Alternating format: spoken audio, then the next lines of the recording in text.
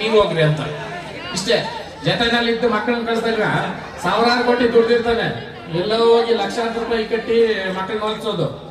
Education ಕೊಡ್ತಿರೋ ನೀವು, ಸಂಸ್ಕಾರ ಕೊಡಕ್ಕಾಗಲ್ಲ, ನಿಮ್ ಪ್ರೀತಿ ಕೊಡಕ್ಕಾಗಲ್ಲ. ತಂದೆ ತಾಯಿ ಪ್ರೀತಿ ಕೊಡಕ್ ಚಿನ್ನ ತಟ್ಟಿನಲ್ಲಿ ಅನ್ನ ಹಾಕ್ಬೋದು, ಬಟ್ ತಂದೆ ತಾಯಿ ಪ್ರೀತಿ ಇರಲ್ಲ ಅದರಲ್ಲಿ. ಆ ಕಾರಣಕ್ಕ ತಂದೆ ತಾಯಿಗಳ ಜೊತೆನಲ್ಲಿ ಬೆಳೆದಿರೋ ಮಕ್ಕಳಿಗೂ ಎಲ್ಲೋ ಬೆಳೆದಿರೋ ಮಕ್ಕಳು ಸಂಬಂಧಿಕ ಯಾರು ಗೊತ್ತಿರಲ್ಲ ಅವ್ರಿಗ. ಈ ಎಜುಕೇಶನ್ ಅಲ್ಲಿ ಬಂದ್ಬಿಟ್ಟು ಹೂ ಇಸ್ ದಿಸ್ ಫೆಲೋ ಅಂತ ಕೇಳ್ತಾರ, ಅವ್ರ ಮಾವ ಯಾರಂದ್ರೆ who is I don't know ಅಂತಾರೆ. ಅರ್ಥ ಮಾಡ್ರಿ, ಅದೇ ನಮ್ ಜೊತೆ ಬೆಳೆದಿರೋ ಮಗ, ನನ್ನ ತಾತ ಬಂದ, ನಮ್ಮ ಮಾವ ಬಂದ, ನಮ್ಮ ಅತ್ತೆ ಬಂದ್ಲು ಅಂತ ಅಲ್ವಾ. ಸಂಬಂಧಗಳ ಬೆಲೆ ಗೊತ್ತಾಗ್ಬೇಕು. ಸಂಬಂಧಗಳ ಬೆಲೆ ಗೊತ್ತಾದಾಗ ಜೀವನದ ಮೌಲ್ಯಗಳು ಗೊತ್ತಾಗ್ತೈತೆ. ಜೀವನದ ಮೌಲ್ಯನೇ ಗೊತ್ತಿದ್ದೀರ ಬದುಕ್ತಾ ಇದ್ದೀರಿ. ಸಾವಿರಾರು ಕೋಟಿ ಮಾಡೋದಂತೆ, ಆಮೇಲೆ ಹೋಗಿ ಡಾಕ್ಟರ್ಗಳ ಕಟ್ಟೋದಂತೆ, ಮಾತ್ರೆಗಳು ನುಂಗೋದು. ನ್ಯಾಯವಾಗಿ ಒಂದಷ್ಟಪ್ಪ ಇಡ್ತೀನೋ ಯೋಗ್ತಿರ್ಲಿಲ್ಲ. ನಿಜನಾ? ಅರ್ಥ ಮಾಡ್ರಿ, ಅವಶ್ಯಕತೆ ಮೀರಿದ ಆಸ್ತಿ ಪಾಪಿಸತ್ತು ಪರರ